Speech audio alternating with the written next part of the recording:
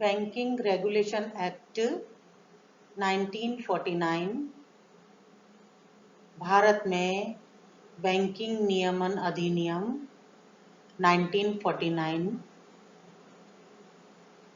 इसके main features इस तरह से हैं कि जनवरी 1949 में रिजर्व बैंक ऑफ इंडिया का राष्ट्रीयकरण हुआ था और आरबीआई को देश के केंद्रीय बैंक के रूप में स्थापित करने, भारत में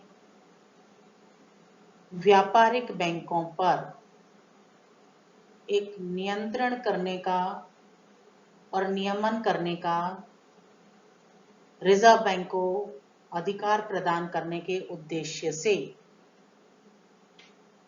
1949 में बैंकिंग रेगुलेशन एक्ट या बैंकिंग नियमन अधिनियम पारित किया गया था। प्रारंभ में इस अधिनियम को बैंकिंग कंपनीज अधिनियम 1949 के नाम से जाना जाता था, लेकिन 1 मार्च 1966 से इसका नाम बदलकर बैंकिंग रेगुलेशन एक्ट 1949 अर्थात बैंकिंग नियमन अधिनियम 1949 कर दिया गया है। भारत में बैंकिंग का बिजनेस करने वाले, चाहे वो सार्वजनिक क्षेत्र के बैंक हैं, निजी क्षेत्र के बैंक हैं या विदेशी बैंक हैं, उन सभी पर यह अधिनियम लागू होगा। लेकिन यह अधिनियम भारत में प्राथमिक कृषि साख समितियां और कृषि के उद्देश्य से दीर्घकालीन ऋण प्रदान करने वाले सहकारी भूमि बंधक बैंक पर यह अधिनियम लागू नहीं होता है। इस अधिनियम में 56 सेक्शन है, 56 धाराएं हैं।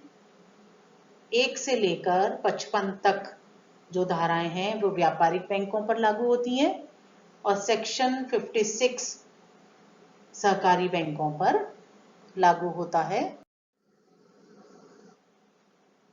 भारत में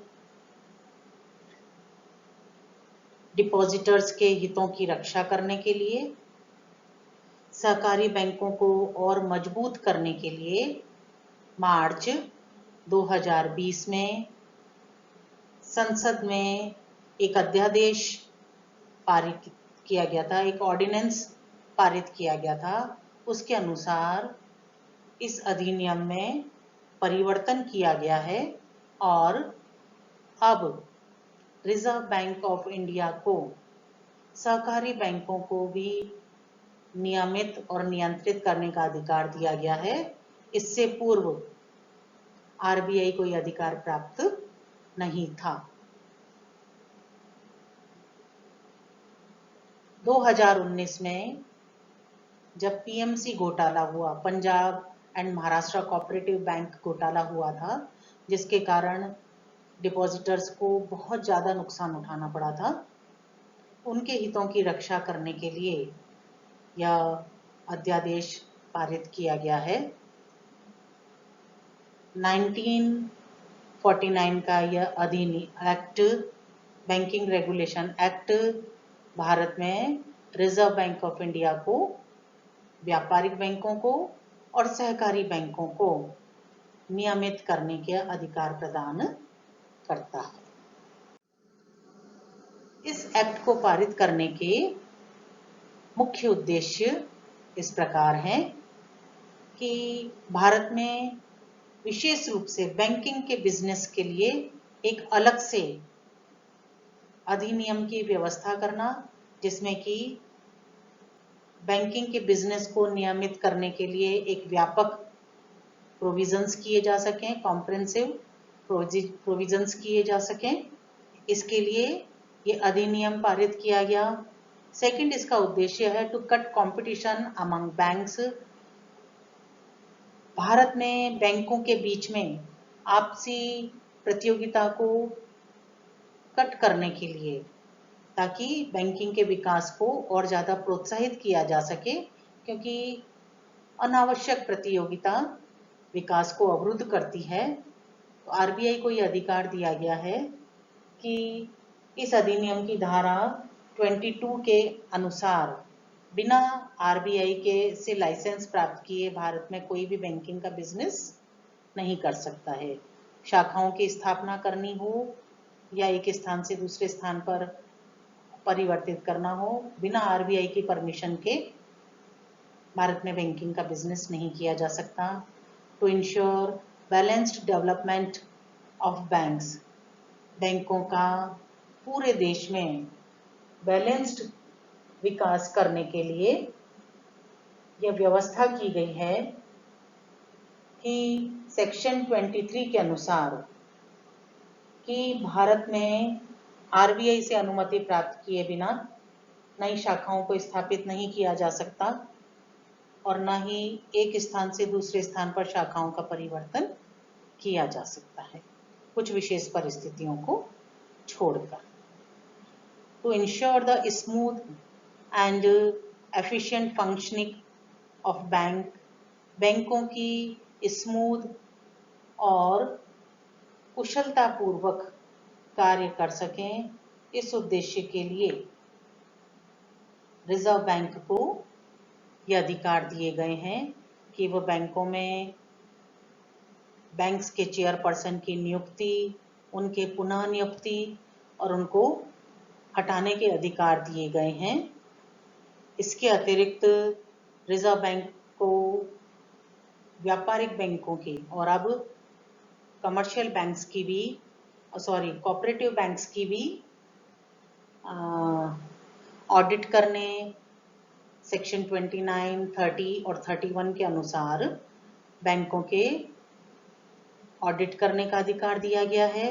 सेक्शन 35 के अनुसार रिजर्व बैंक ऑफ इंडिया को बैंकों का निरीक्षण करने का अधिकार दिया गया है और यह अधिकार दिया गया है कि यदि आरबीआई यह पाता है कि बैंक की गतिविधियां पब्लिक के इंटरेस्ट में नहीं हो रही हैं, तो सेक्शन 36 के अनुसार रिजर्व बैंक ऑफ इंडिया इनके चेयरपर्सन को हटाने, डायरेक्टर्स को नियुक्त करने का अधिकार भी रखता है।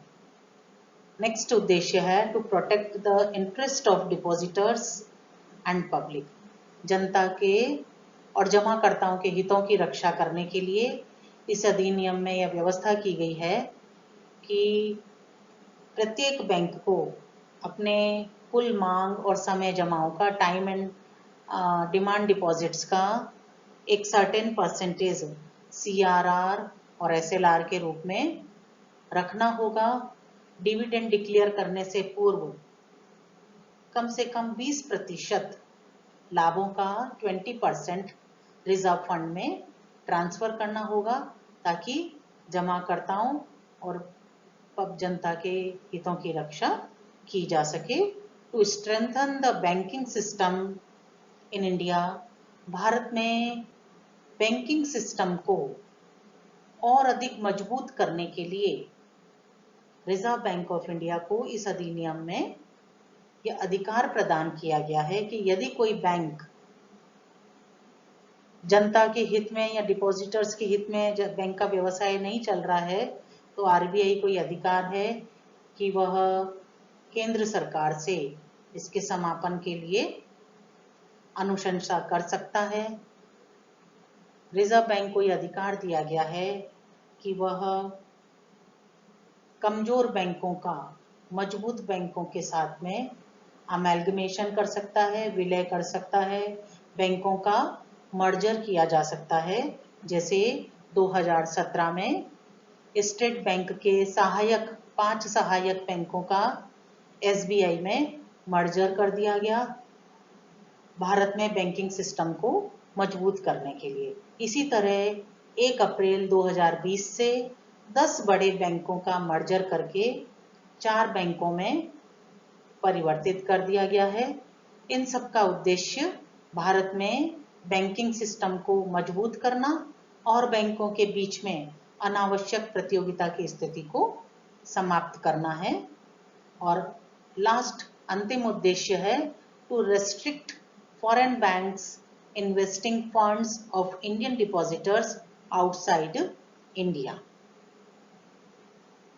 बैंकिंग रेगुलेशन एक्ट 1949 के सेक्शन 25 में यह प्रोविजन है कि कोई भी बैंक जो भारत में बैंकिंग का बिजनेस कर रहे हैं उन्हें अपने टोटल डिपॉजिट्स का time deposit plus demand deposit का 75% इंडिया में ही इन्वेस्ट करना होगा, ताकि विदेशी बैंकों को भारतीय जमाकर्ताओं का बैंक फंड विदेशों में ले जाने से रोका जा सके।